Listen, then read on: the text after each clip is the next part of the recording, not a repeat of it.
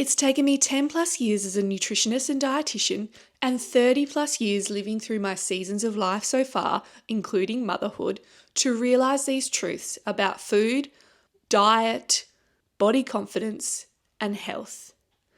And it's completely changed my outlook on life. I don't want you to waste as long as I have, so I'm going to teach you some of those things in the next 10 minutes. Hi, I'm Maddie.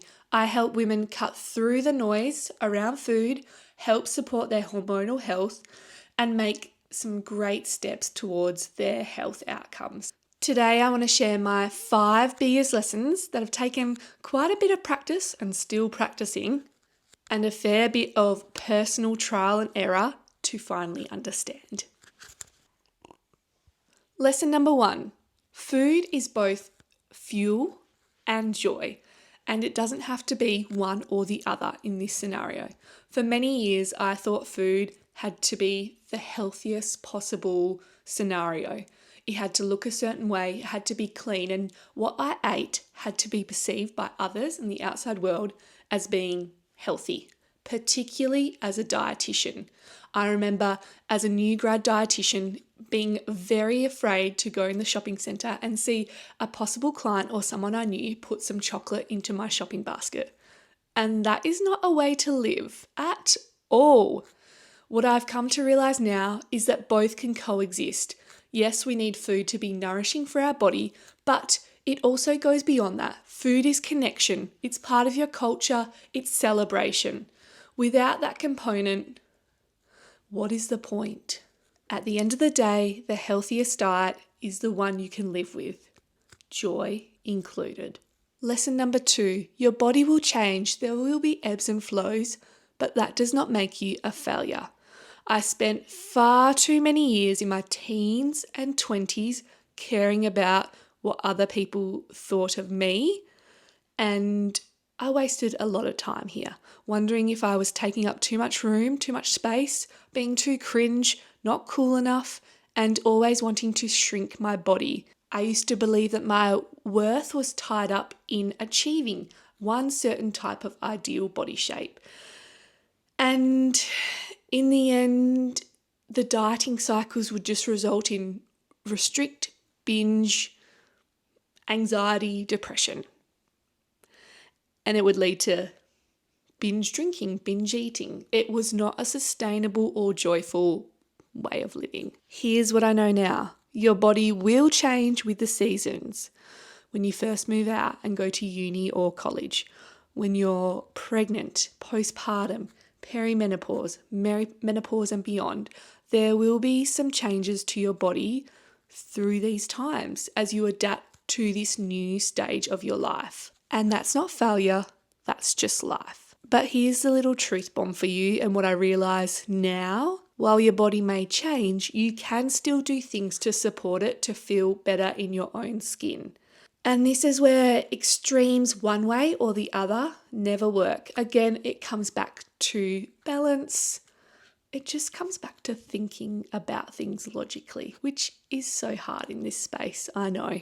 But moving daily, eating nourishing foods, cutting back or removing completely alcohol and takeaway, all these little things will actually make you feel better physically and mentally and support you in this season of life. And without even having to focus on your body or your weight, doing these nourishing, supportive habits will naturally support positive body composition changes and will help you get to a place where you feel comfortable in your body without it being your whole focus. You don't need drastic diets or extreme challenges to feel good about yourself.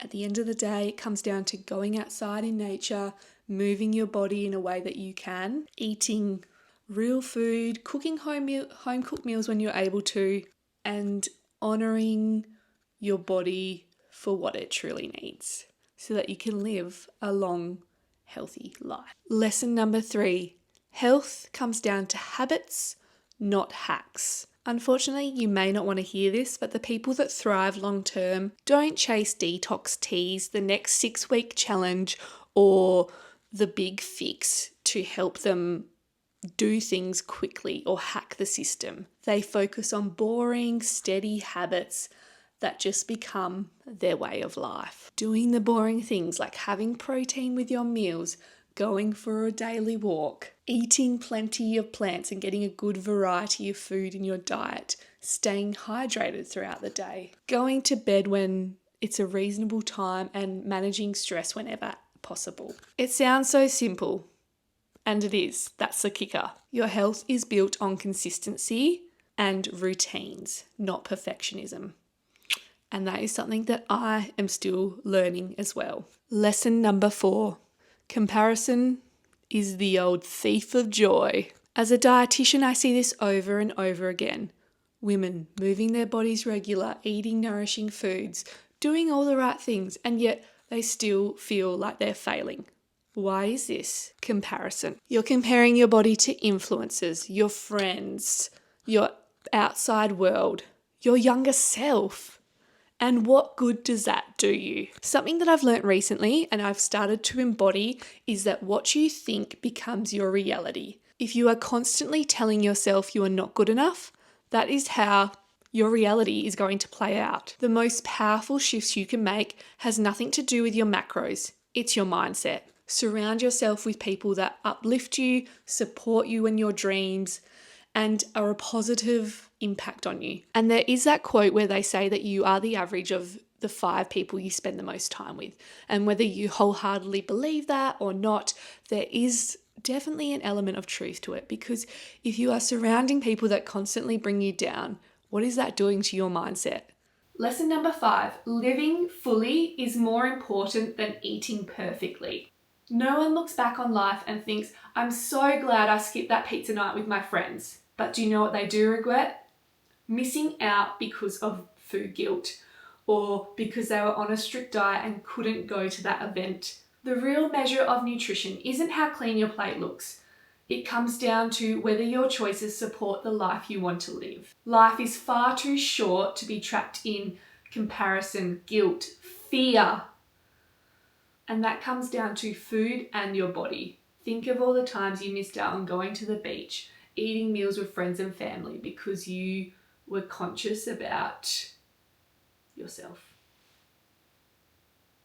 And when you're old and wrinkly, you're going to think back and think, wow, they were truly the golden days that I should have just embraced. When you let yourself actually enjoy those moments, that's when health becomes freedom and not a burden. So here's my 10 years of learnings, of experience, of realizations boiled down to 10 minutes. Number 1, food can be fuel and joy. Number 2, your body will change and that's okay. What really matters is how you support it. Number 3, health is habits, not hacks. There are no quick fixes. Number 4, comparison steals all joy. And number 5, living fully and authentically matters so much more than eating perfectly. It's taken me years to learn these lessons, and I don't want you to waste as much time as I did. If I could go back and tell my younger self one thing, it would be stop waiting for perfect to happen. Live your life. Stop hiding away. Embrace who you are, and if you truly showed up as your authentic self from the start, you would have felt more confident and comfortable in your body, and you would have naturally taken on those healthier choices. Thank you for being here. If anything resonated in this, please let me know in the comments. I would love to hear your story as well, and I'll see you next time.